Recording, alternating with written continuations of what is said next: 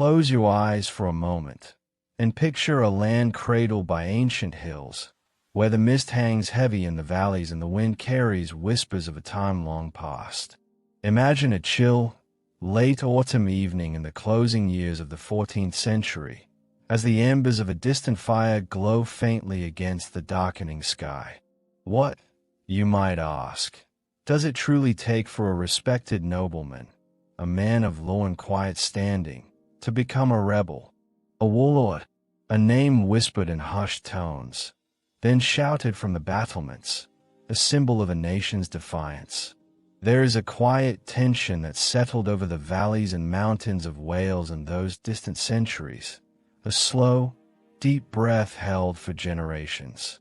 It wasn't the clamor of a battlefield yet, but the subtle, persistent hum of a people living under a shadow cast by a conquering power, one that sought to redefine the very rhythm of Welsh life, to quiet its ancient songs. We invite you now to drift back through time, to a world where the lines between loyalty and identity blurred, where a man's birthright could become a burden, and where the gentle earth itself seemed to stir with a forgotten defiance. In the quiet hours that follow, we will gently explore the life and the legend of Owain Glyndŵr, not just as a figure etched in dusty chronicles, but as the embodiment of a nation's enduring spirit, a flame that refused to be extinguished. So, before you settle in, please take a moment to like the video and subscribe, and let me know in the comments where you're tuning in from and what time it is for you. It's always intriguing to see who's joining us from around the world. Now, dim the lights, perhaps light an incense or two for that soothing fragrance, and let's ease into tonight's journey together.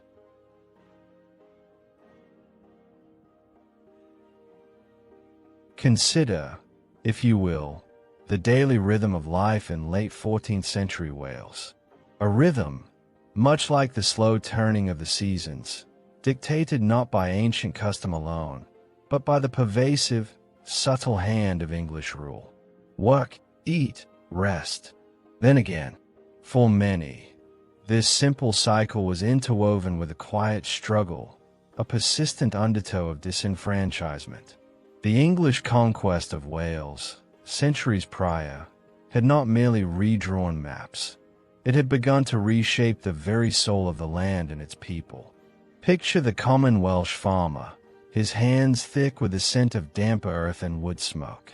His days were long, his fields yielding their bounty under a sky that felt both vast and confining.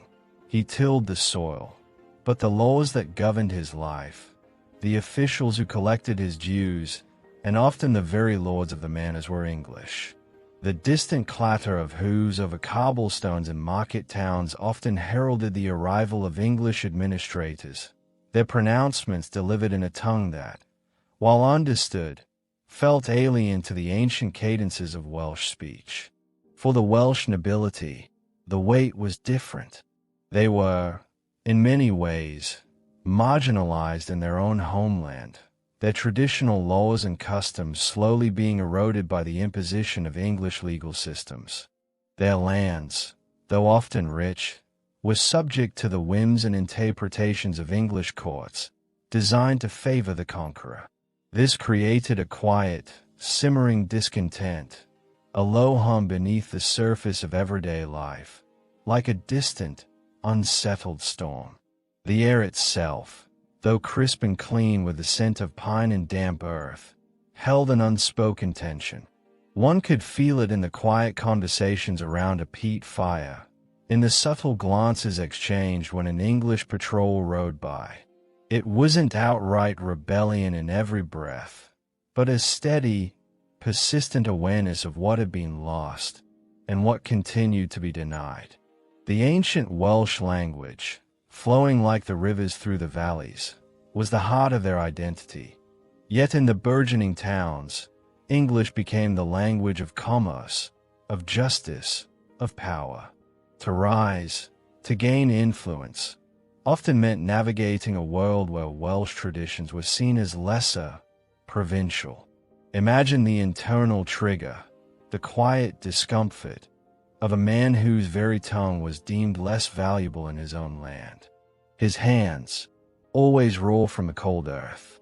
His boots, always damp from the morning dew. But the bread, perhaps, always warm at noon. A small comfort in a world of quiet constraint. This subjugation, this subtle but pervasive English presence, manifested in countless ways.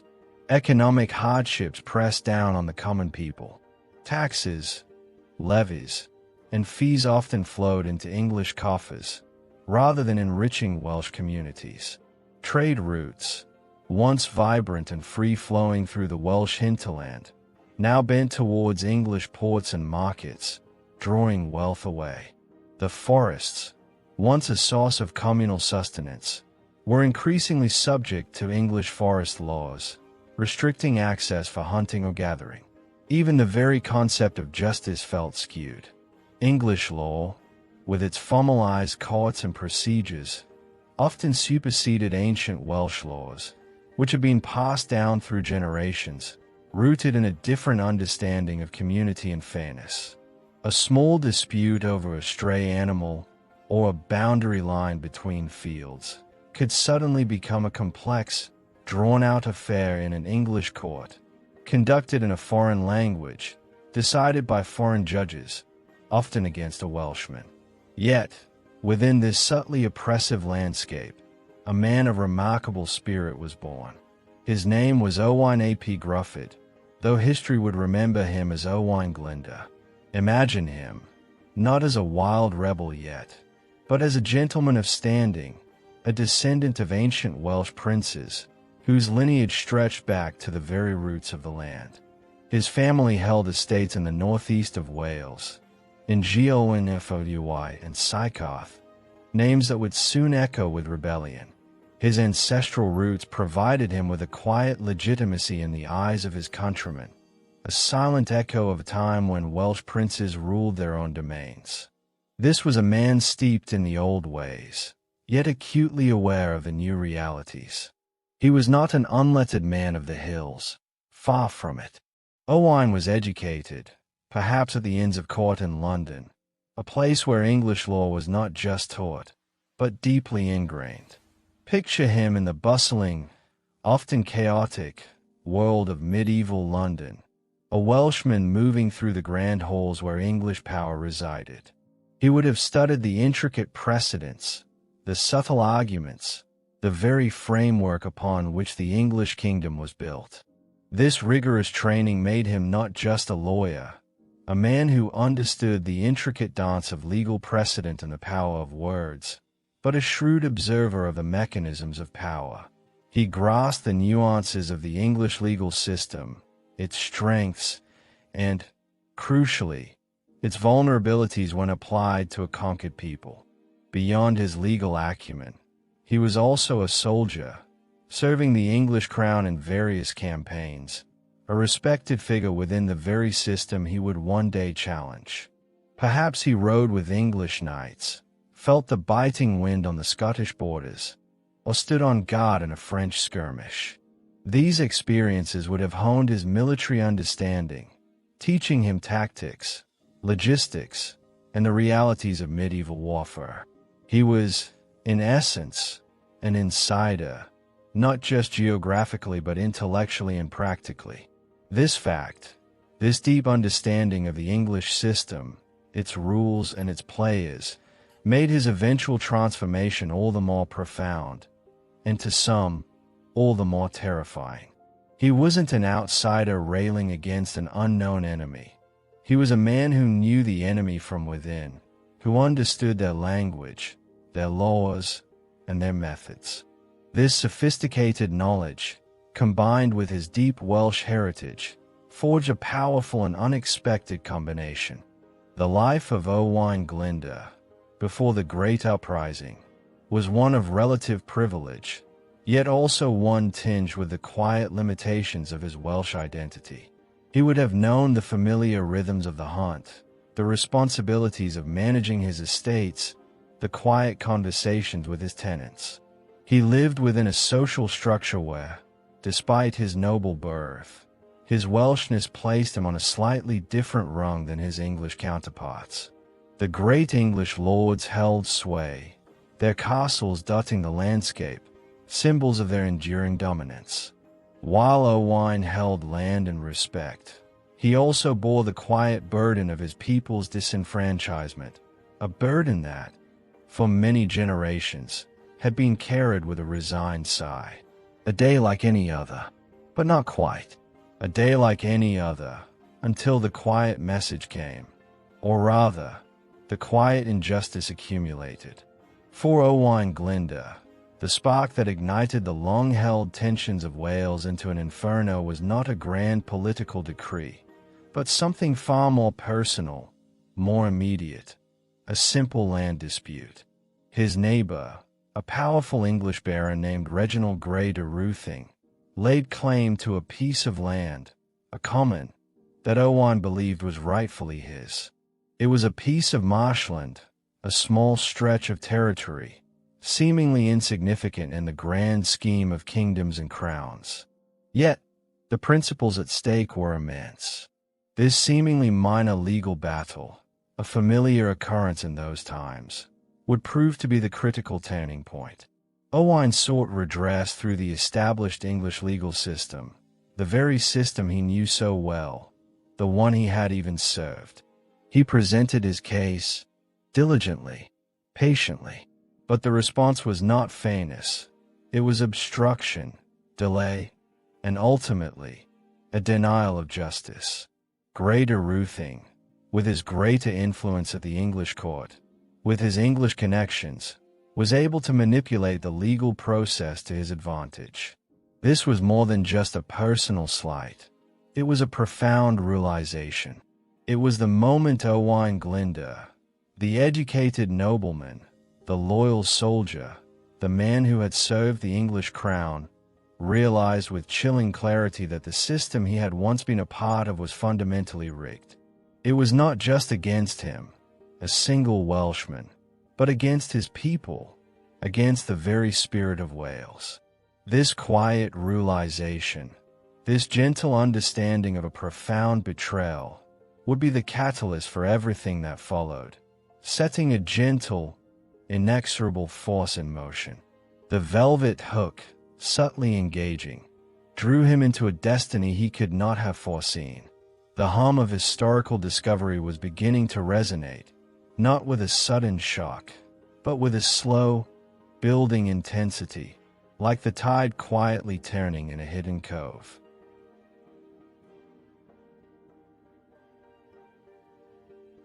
The quiet accumulation of injustice, like drops of water steadily eroding stone, reached its tipping point for Owain Glyndŵr. The land dispute, seemingly small in the vast tapestry of Anglo-Welsh relations, became a profound symbol. His hands, though accustomed to the weight of legal documents and the hilt of a sword, now felt the intangible burden of a deeper understanding. The English system he had once served was fundamentally rigged against him and his people. This realization was not a sudden explosion of anger, but a slow, deliberate tightening of resolve. Picture Reginald Grey de Ruthing, Owain's English neighbor, a man of significant power, connected deeply to the English crown. He was not merely a disagreeable neighbor. His actions were a microcosm of the broader injustices faced by the Welsh at the hands of English lords. The marshland, the common disputed between them, became a battleground of wills and legal interpretations. Owain had sought legal recourse, patiently presenting his case, relying on the very laws he had studied so diligently. Yet, Grey de Ruthing, leveraging his influence and connections, consistently obstructed justice, manipulating the legal process to ensure Owain found no satisfaction. This was more than personal animosity. It was a demonstration of a system designed to keep the Welsh in a subordinate position, regardless of their legal standing or ancestral claims. The frustration for Owain must have been immense, a quiet fire burning within. He saw clearly that the avenues for redress, meant to be impartial, were instead bent to the will of the powerful English elite. Then came the act that truly sealed Owain's fate, transforming a personal feud into a national crisis. King Henry IV of England, preparing for a campaign in Scotland, issued a royal summons for his loyal subjects to gather their forces and join him. A summons for military service. This was a common duty for noblemen of the time, and Owain, as a respected soldier who had served the English crown, would have expected to receive it.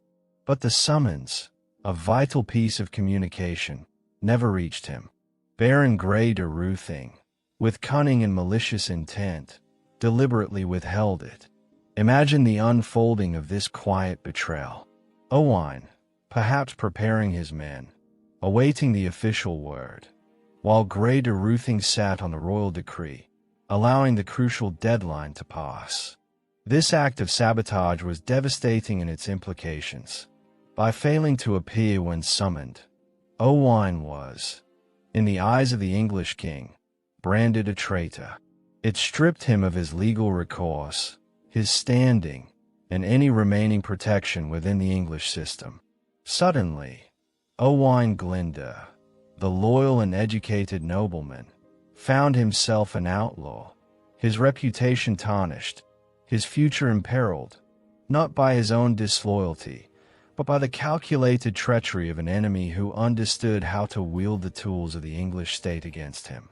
The ground beneath his feet, once firm with the traditions of his family and the certainties of law, now shifted precariously. This was a gentle pull that became an inexorable drag. The betrayal left Owain with little choice. The path of legal redress was closed. The path of quiet submission was unthinkable, given his noble spirit and the accumulating injustices. A day like any other, but not quite. A day like any other, until the quiet defiance transformed into an open challenge. The whispers of discontent that had always lingered in the Welsh valleys now began to coalesce, finding a voice in Owain Glyndŵr. He was no longer just a nobleman fighting for his land.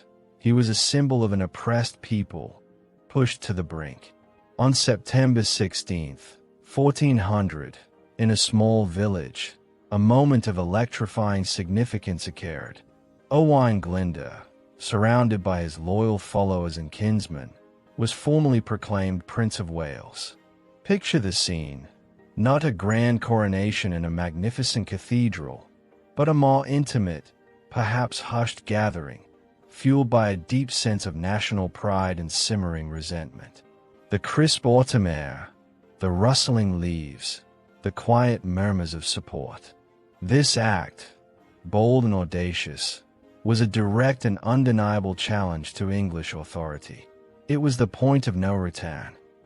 A personal grudge, an injustice against one man, had officially transformed into a national movement, a rebellion for the soul of Wales. The echo of ancient Welsh kings, of Llywelyn ap Gruffydd, the last independent Prince of Wales, must have resonated through the gathering.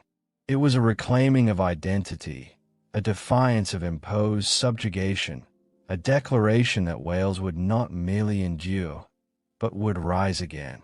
The immediate aftermath was swift, surprising, and exhilarating for those who yearned for Welsh liberation. The proclamation was not merely symbolic. It was immediately followed by action.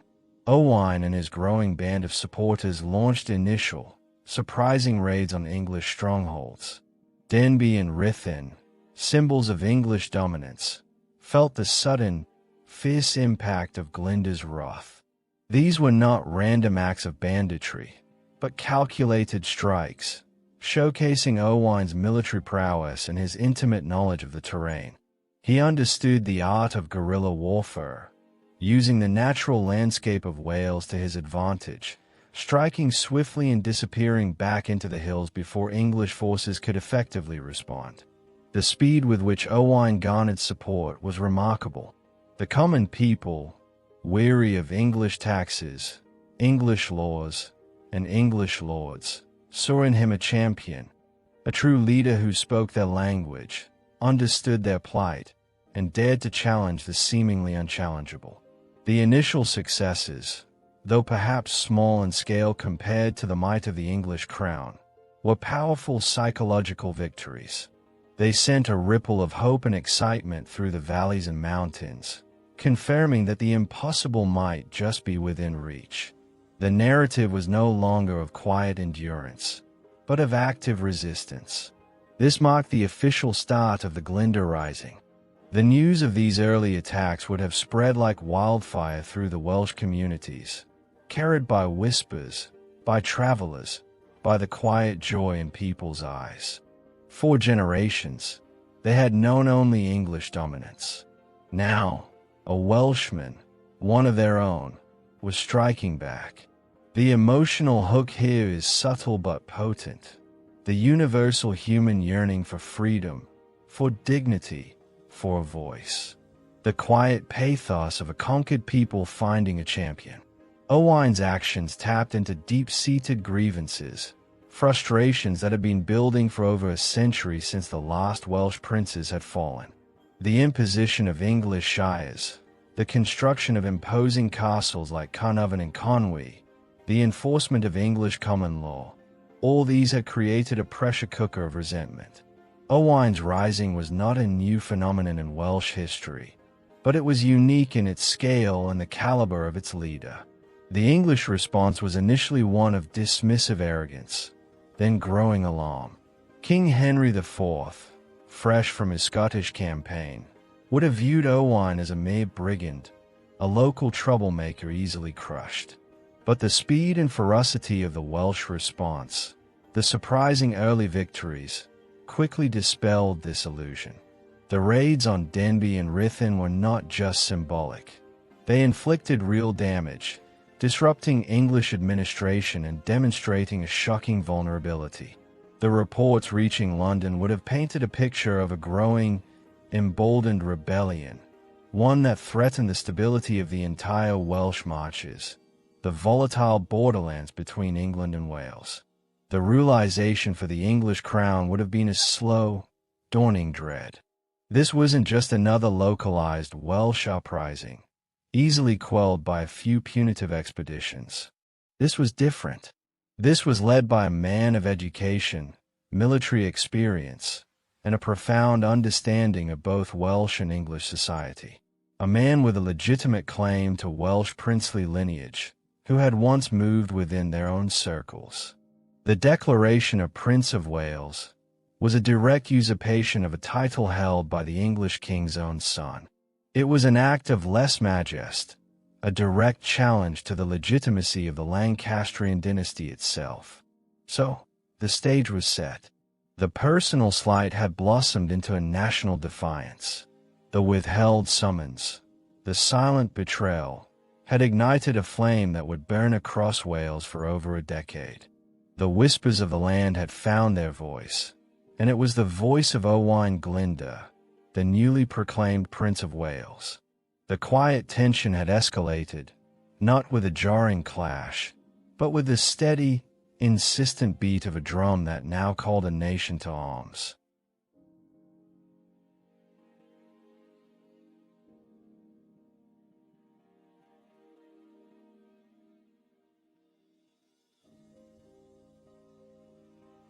With the declaration of Owain Glyndŵr as Prince of Wales, the quiet defiance that had simmered for generations erupted.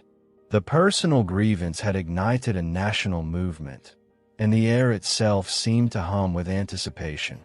The initial raids on English strongholds, like Denbigh and Ruthless, were more than mere skirmishes.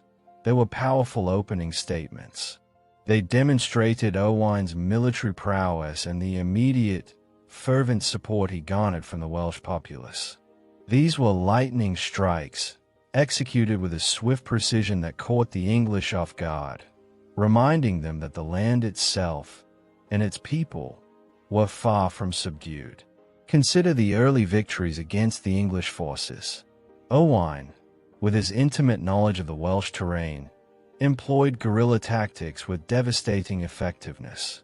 Picture small, highly mobile bands of Welshmen emerging from the mist of the mountains or the cover of dense forests, striking at English patrols or isolated garrisons, and then vanishing back into the landscape, as if swallowed by the very earth. This was warfare deeply rooted in the land, a stark contrast to the more conventional, organized forces of the English crown. Owain's forces were not bound by the heavy logistics of supply trains or the need for large, open battlefields. They moved like shadows, their movements fluid and unpredictable. The speed and ferocity of their attacks instilled a growing unease among the English, who were accustomed to a more predictable enemy. Every successful ambush, every captured supply wagon, every besieged castle, however small, fueled the growing legend of Glyndŵr and chipped away at the perceived invincibility of English rule. This period was characterized by a crucial shift. Owain Glyndŵr was not just a warlord, but a charismatic figure, embodying the deep aspirations of his people.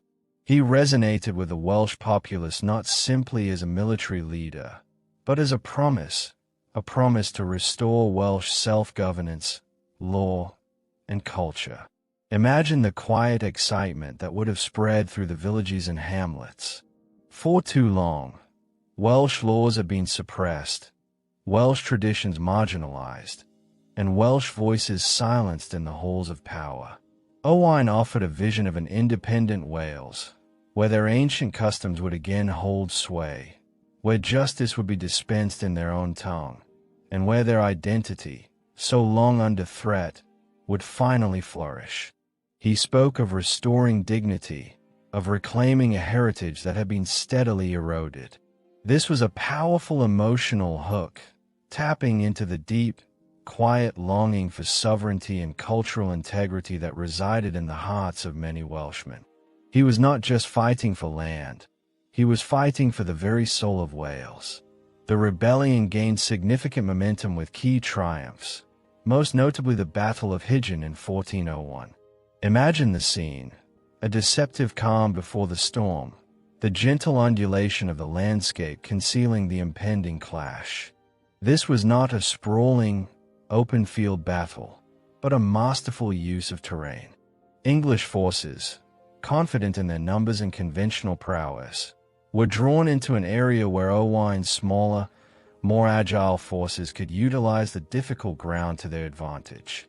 The outcome was a decisive Welsh victory, a clear demonstration that Owain's rebellion was a serious and credible threat, not merely a fleeting disturbance. This victory, more than any other early success, proved that he could not be easily dismissed. The capture of prominent English figures during these early encounters also added significant credibility and momentum to the rising. Taking high-ranking prisoners was not only a tactical advantage, providing potential leverage for negotiations, but also a powerful symbolic blow. It showed that even the English elite were vulnerable, that their authority could be challenged and, indeed, overthrown. These captives were living proof of Owain's growing power and the seriousness of his cause, further emboldening those who hesitated to join him and sending shivers of apprehension through the English administration. The quiet hum of historical discovery was growing louder as a new narrative began to be written in the rugged landscape of Wales. Meanwhile, across the border, King Henry IV of England watched the events in Wales with growing frustration. Initially, perhaps, he viewed Owain as a minor inconvenience, a bandit to be put down quickly. But the continued successes of the Welsh, the increasing ferocity of their attacks, and the widespread support Owain was gaining forced Henry to respond with increasingly brutal countermeasures. He enacted punitive laws designed to crush Welsh resistance, imposing harsher restrictions on trade, movement, and land ownership for the Welsh. His armies launched scorched earth campaigns, burning villages, destroying crops, and confiscating livestock, all in an attempt to starve the rebellion of its support and resources. Picture the quiet devastation left in the wake of such campaigns. Homes reduced to ash, fields left fallow, families displaced and suffering. The intent was to break the Welsh spirit, to make the cost of rebellion too high. Yet, tragically for Henry, these brutal tactics often had the opposite effect. Instead of cowering the Welsh, they only served to harden their resolve. The suffering inflicted by English forces deepened the well of resentment, turning wavering loyalty into fierce determination.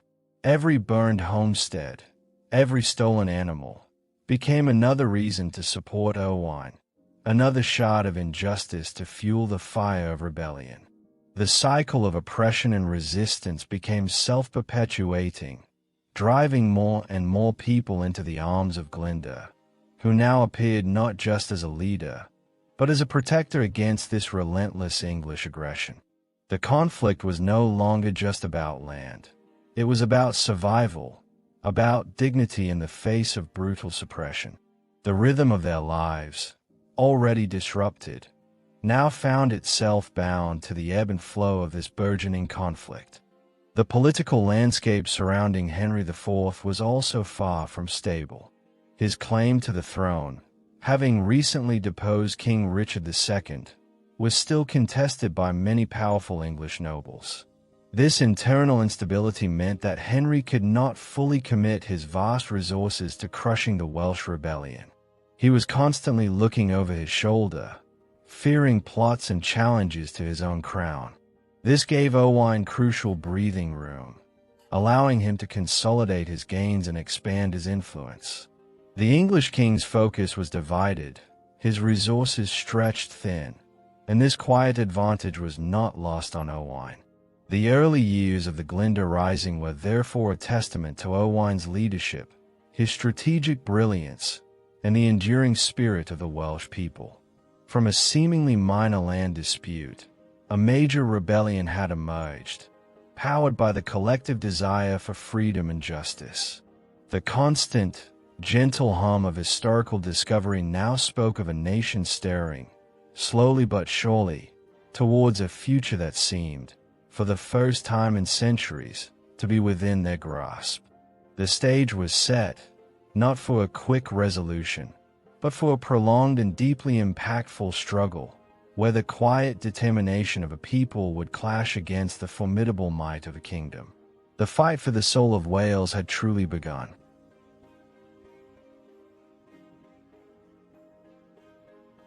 The early successes of Owain Glyndŵr had transformed a regional uprising into a profound challenge to the English crown. The momentum built in those initial years carried the Welsh cause to its zenith between 1404 and 1406. Imagine these years as the high tide of Owain's power, a period when the very map of Wales seemed to shift, and a de facto Welsh court held sway in the ancient lands. He controlled most of Wales, not merely as a guerrilla leader striking from the shadows, but as a legitimate ruler, presiding over his capital at Machynlleth. Picture Machynlleth during these years, not a grand, imposing capital like London, but a bustling hub of Welsh governance, a beacon of hope for a nation striving for independence. Owain held his court, received envoys, and planned the next stages of his ambitious vision. This was a direct manifestation of his aspirations, a tangible expression of a sovereign Welsh state, reclaiming its identity after centuries of suppression. The very air in Machynlleth would have vibrated with a sense of purpose and renewed national pride. The hum of historical discovery was now a resonant chord, speaking of a potential new dawn for Wales. Owain's ambition, however, extended far beyond the borders of Wales. He understood that to secure true independence, he needed more than just military victories on home soil. He needed international recognition and powerful allies. This led him to embark on a sophisticated campaign of international diplomacy, presenting his cause on a wider European stage. He forged strategic alliances with formidable powers such as France and Scotland. This was a crucial step, demonstrating his shrewd political mind. By engaging with these nations, perennial enemies of England, Owain elevated his rebellion from a domestic disturbance to a significant player in the complex diplomatic game of medieval Europe. Consider the daring nature of this move. Sending envoys, negotiating treaties, securing promises of aid. These were the actions of a head of state, not merely a rebel chieftain. The French, eager to destabilize their long-standing English adversary, saw an opportunity in Glyndŵr. They offered military support, albeit intermittently, sending forces and supplies to aid the Welsh cause. The Scots, too, shared a common enemy in England, and an alliance with Owain served their strategic interests. These alliances were not just about military aid. They were about legitimacy. They presented Owain as a legitimate prince, his cause not just a localized revolt, but a recognized struggle for national sovereignty supported by powerful foreign powers. This quiet demonstration of diplomatic acumen would have sent shivers through the English court, a pattern break from their usual perception of Welsh uprisings. Perhaps the most audacious of Owain's diplomatic endeavors was the tripartite indenture. Imagine the sheer audacity of this pact, conceived at the very height of his power. This was a grand, almost fantastical scheme, a testament to the sweeping vision Owain held for the future. He entered into an agreement with powerful English rebels, the Mortimer family, who had a strong claim to the English throne, and the formidable Percy family, a northern English dynasty who had their own grievances with King Henry IV. The goal? To partition England itself. Picture the map being redrawn, not just for Wales, but for England. The tripartite indenture outlined a division. Owain would take Wales and a significant portion of the English marches. The Mortimers would claim the south of England, and the Percys would rule the north. This was a moment of high drama, a point where Owain's vision could truly have reshaped the political landscape of Britain. The very thought of such an agreement, between a Welsh prince and powerful English magnates, demonstrates the immense leverage and perceived legitimacy Owain had achieved. It was a serious threat, a real possibility that the Lancastrian dynasty could be toppled, and a new order established, with an independent Wales at its heart. Beyond military and diplomatic endeavors, Owain demonstrated his profound commitment to a revitalized Wales through the establishment of his own parliament. This was not merely a symbolic gesture but a tangible step towards laying the foundations of a truly independent state. Imagine the gathering at Mechanleth, or perhaps another significant Welsh centre, where Owain acted as a true prince.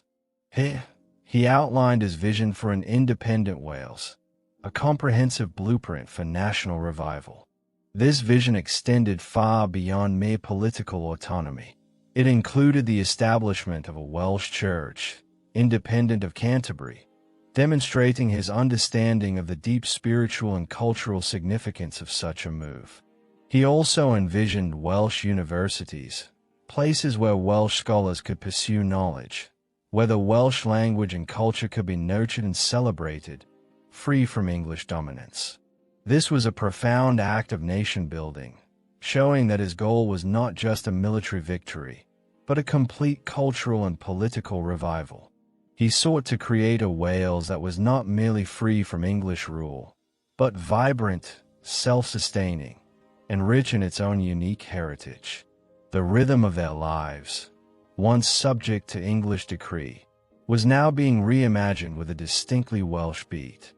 The contrast with the English king, Henry IV, grew ever starker during these years. While Owain consolidated power and built international alliances, Henry faced increasing internal strife and the formidable logistical challenge of prosecuting a war on multiple fronts. His resources were stretched thin, his treasury depleted, and his authority questioned by disgruntled nobles within England. This division within the English ranks provided Owain with further opportunities, allowing him to maintain the initiative for a crucial period. The successful sieges of English castles within Wales during this period cemented Owain's control over vast swathes of the country. These were not easy victories.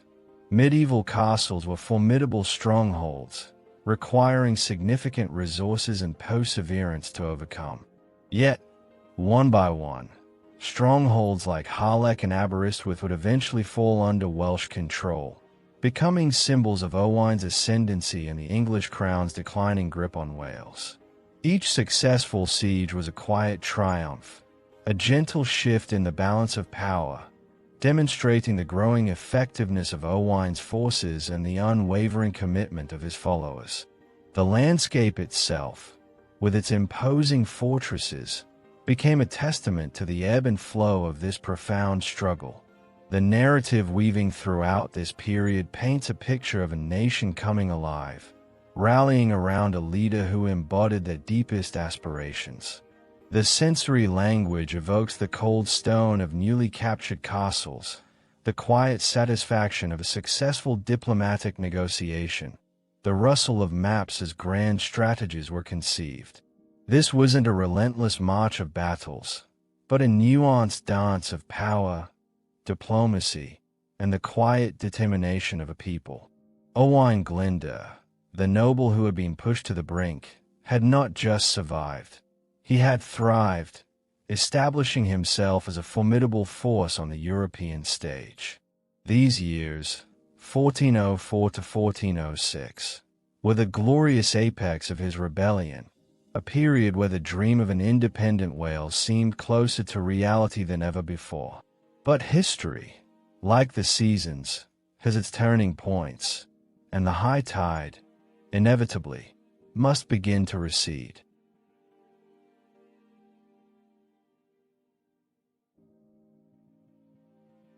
The zenith of Owain Glyndŵr's power, between 1404 and 1406, had seen the dream of an independent Wales burn brightly. But the tide of fortune, like the relentless sea, eventually began to turn. The challenges that emerged were multifaceted, encompassing military setbacks, the weakening of crucial alliances, and the sheer, grinding attrition of a long and costly war. The weight of sustained conflict, even for the most determined rebellion, invariably takes its toll. The hum of historical discovery now takes on a more somber tone, reflecting the challenges and eventual decline of a remarkable movement. The primary and most relentless pressure came from the English crown, specifically King Henry IV. Having initially underestimated Glyndŵr, Henry now committed significantly more resources and strategic focus to crushing the Welsh rebellion. He launched a series of increasingly aggressive and systematic military campaigns into Wales. These were not merely punitive raids. They were large-scale invasions, designed to reclaim territory, dismantle Owain's power base, and starve the rebellion into submission. Imagine the sheer scale of the English response. Vast armies, equipped with the best available arms and armor, moving slowly but inexorably through the Welsh landscape. Their tactics were brutal, often employing a scorched earth policy. Villages that had harbored rebels were burned to the ground, crops were destroyed, livestock confiscated, and non-combatant populations were subjected to severe reprisals. The intent was to break the will of the Welsh people, to make the cost of supporting Glyndŵr simply too high. This campaign of attrition, while horrific in its human cost, slowly began to achieve its desired effect. It disrupted Owain's supply lines, reduced his recruitment pool, and eroded the morale of a populace enduring constant hardship. The quiet pathos of the common Welsh folk, caught between the English hammer and the Welsh anvil, deepened with each passing season. Their daily rhythms, once disrupted, now teetered on the brink of utter devastation. A significant turning point came with the English victories that began to chip away at Owain's territorial control. While Owain had successfully captured and held many English castles during his peak, these strongholds now became targets for relentless English sieges. The recapture of strategic castles, particularly those along the border and in key coastal areas, was crucial. These fortified positions were not just symbols of power. They were vital logistical hubs, controlling trade routes and access points. Their loss diminished Owain's ability to move men and supplies freely, and they provided the English with secure bases from which to launch further operations. Each lost castle was a setback, a symbol of declining control, and a psychological blow to the Welsh cause. Furthermore, the crucial alliances that Owain had meticulously forged began to fray. The support from France, while initially significant, proved to be inconsistent and ultimately unreliable. The French, themselves embroiled in their own internal conflicts and engaged in a prolonged struggle with England, the 100 Years' War, had other priorities. Their aid to Glyndŵr was often opportunistic, given when it suited their strategic interests, and withdrawn when other pressing matters arose. Promises of men, money, and ships often materialized slowly, or in insufficient numbers, leaving Owain and his forces vulnerable. Imagine the frustration of waiting for promised reinforcements that never fully arrived, or for supplies that were diverted elsewhere. This fluctuating support undermined the long-term sustainability of the Welsh effort. Even more devastating was the collapse of the tripartite indenture, the ambitious pact with the English Percy and Mortimer families. The Percys, facing their own internal divisions and eventually open rebellion against Henry IV, were ultimately defeated at the Battle of Shrewsbury in 1403. This was a critical blow to Owain's grand strategy. The death of Harry Hotspur, the charismatic Percy leader, and the subsequent suppression of their rebellion eliminated a powerful potential ally and removed a major diversion for Henry IV's forces. The dream of partitioning England, so audaciously conceived, collapsed with the Percy defeat. This left Owain more isolated, facing the full, undiluted might of the English crown. The gradual wearing down of resources and manpower became increasingly apparent. A prolonged rebellion, even one fought with guerrilla tactics, demands a continuous supply of fighters, food, weapons, and funds. Wales, though resilient, was not an inexhaustible reservoir of resources. The scorched earth tactics of the English further exacerbated these difficulties, making it harder for Owain to feed and equip his forces. Recruitment became more challenging as the war dragged on, and the prospect of English retaliation loomed larger over communities. The early favor, while never entirely extinguished, faced the harsh realities of prolonged conflict. The quiet hum of historical discovery reveals the brutal arithmetic of war. As the military and economic pressures mounted, so too did the political fractures within Wales. While Owain initially commanded almost universal support, the protracted nature of the war and the increasing hardships began to test the loyalty of some Welsh nobles and gentry. Some, facing direct threats to their lands and families from English incursions, might have begun to waver. The promise of an independent Wales, while still powerful, began to recede in the face of immediate danger and devastating losses. While many remained steadfast, the unity of the initial uprising could not be perfectly maintained indefinitely. By 1409, the strategic situation for Owain had become dire. The loss of key strongholds, the faltering of alliances, and the sheer exhaustion of continuous warfare began to turn the tide decisively in England's favor. The ability to launch major offensive operations dwindled, and Owain's forces were increasingly forced onto the defensive, primarily focusing on holding onto their remaining territory and protecting the core of the rebellion. The dream of a grand, independent Welsh state, while still alive, was increasingly being confined to smaller pockets of resistance. The rhythm of battle, once so fierce, began to slow, replaced by the weary cadences of a drawn-out struggle. The narrative here shifts from the exciting ascendance to the difficult, grinding reality of decline. The initial audacity gives way to the harsh calculus of attrition. The focus moves from grand strategic visions to the struggle for survival, the quiet desperation of a dream slowly slipping away. Yet, even in decline, Owain Glyndŵr would not surrender. His enduring defiance, even in the face of overwhelming odds, would further cement his legend, ensuring that the flame, though flickering, would never truly be extinguished. The quiet pathos of a leader facing insurmountable odds, still striving for the impossible, adds depth and tragedy to the unfolding story.